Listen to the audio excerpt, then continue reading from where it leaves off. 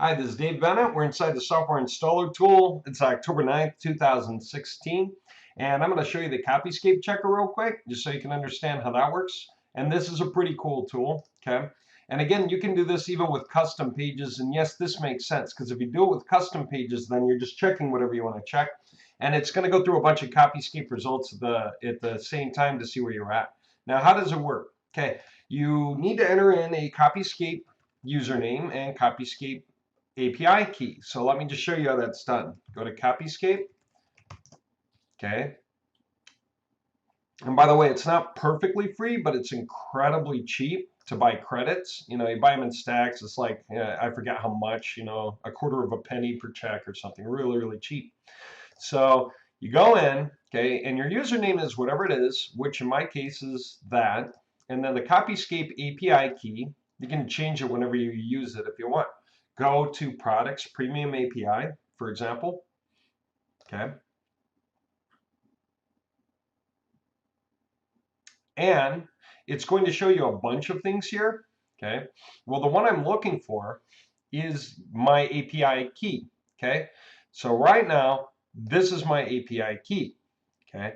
And I can completely change the API key. I can just hit the button and it'll give me a new API key. Okay. Your API key, brand new, right? So I'm going to change after this video. So here's the API key. Boom. Now, let's say, do I want to go to the cPanel or WHM? This works on the basis of front pages. So for instance, like so. And I can search. Okay. It's just going to show me the front page really of the site. Now, that's based on this idea that, you know, it's expensive checking every page of a website, especially expansion pages, and especially if in our world where we create lots of variation pages that are similar, we get the same result over and over again. We're wasting our credits. But we assume that if somebody is basically plagiarizing the front page, okay, if we're failing the Copyscape check on the front page, okay, then whoever it is that's failing that, it means that they're already copying content. They're not making it unique. Okay, so we can check. And whether we did the work to create the content or somebody else did the work, or whether this guy ran out and bought content or wrote it himself or copied it, I don't know. All I know is I want to check. And what it's going to do is it's going to give me a count on the number of words it found on the page. Okay, 704. Fail means a certain number of indications that there was too much stuff copied from one page or multiple things, or at least bits and pieces copied from multiple sites. So if I really want to take a closer look, I ought to go do that. So I might do this, and I might go to my account, okay? And I just want to take a closer look and understand what's happening there, okay?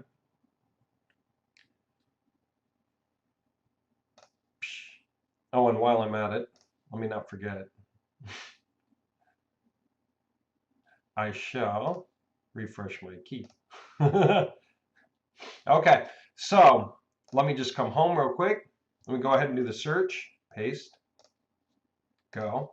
And I just want to see how bad the damage is. You know, I got a fail flag, right? So I could alert them, hey, whatever you're doing with the content, or, you know, we did it, we should check into it. I don't know. Or one of the writers that I or somebody hired must have caused the problem. But we've never had that because we already check Copyscape with all the writing done by our copywriters. We don't have Copyscape issues, but that's because we're really, really serious about it. But we host on our WHM, people put their websites, and I don't know where they get their content. I don't know what tools they use for content. I don't know if they write it or what. So it's not my job to pay attention to everyone's site. Now, what I do want to point out is you could go with a whole WHM server, okay? Now let's just see how that would look real quick. So, you know, anybody with their server that just wants to do this check efficiently all at once, give me access to the server and I can check all your websites at once. Now, I'm not going to really just run this all the way down, but let me just show you how it gets going, okay, so you can understand what's happening here. Again, it's checking front pages of every site. Okay. Oh, of course. Hold on. Do you know what's going on? It's doing that because I changed the API key. Okay. Here we go. Let me get the API key. But that's how it's going to work anyway. So here we go. Okay, I got to remember to change it again after this. Oops.